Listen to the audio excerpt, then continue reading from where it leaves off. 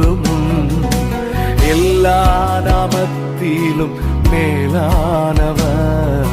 முழங்கால்கள் முடங்கிடும் இவருக்கு முன். துதிகன மகிமைக்கு பாத்திரரே, தூயவர் இயேசுவை உயர்த்திடுவே. துதிகன மகிமைக்கு பாத்திரரே, தூயவர் இயேசுவை உயர்த்திடுவே.